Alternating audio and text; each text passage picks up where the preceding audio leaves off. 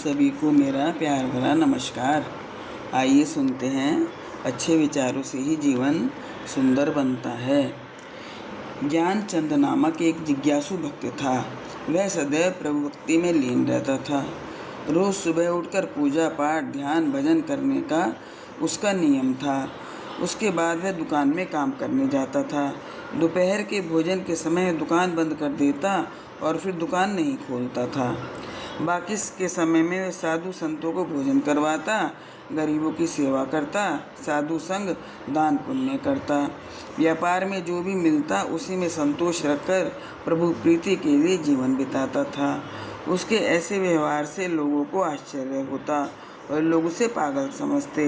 लोग कहते यह तो महामूर्ख है, कमाए हुए सभी पैसों को दान में लुटा देता है, फिर दुकान भी थोड़ी देर के लिए ही खोलता है। सुबह का कमाई करने का समय पूजा पाठ में गंवा देता है। वह पागल ही तो है। एक बार गांव के सेठ ने उसे अपने पास बुलाया। उसने एक लाल टोपी बनवाई थी। नगर सेठ ने यह टोपी ज्ञानचंद को देते हुए कहा, यह टोपी मूर्खों के लिए है, तेरे जैसा महान मूर्ख मैंने अब तक नहीं देखा, इसलिए यह टोपी तुझे पहनने के लिए देता हूँ। इसके बाद यदि कोई तेरे से भी ज़्यादा बड़ा मूर्ख दिखे तो उसे तू ये टोपी दे देना। ज्ञानचंद शांति से वह टोपी लेकर घर वापस आ गया। एक दिन वह नगर सेठ खूब बीमार पड़ा। ज्ञानचंद उससे मिलने गया और उसकी तबीयत और हालचाल पूछे। नगर सेठ ने कहा, भाई अब तो जाने की तैयारी कर रहा हूँ। ज्ञानचंद ने पूछा, कहाँ जाने की तैयारी कर रहे हो?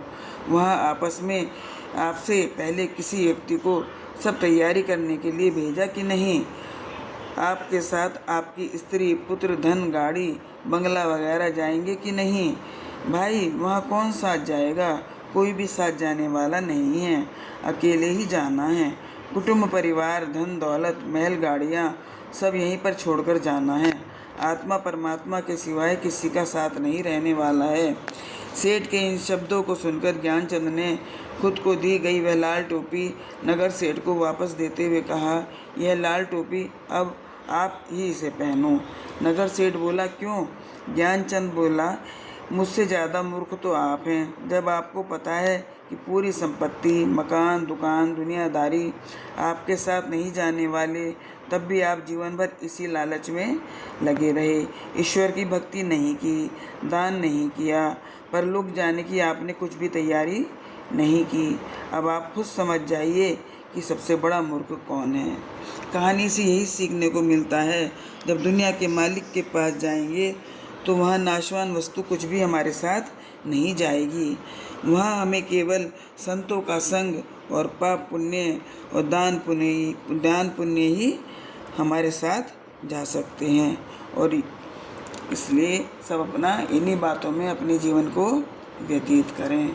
भगवान आपको खुश रखें, स्वस्थ रखें। इसी प्रार्थना के साथ फिर मिलते हैं। राधे राधे।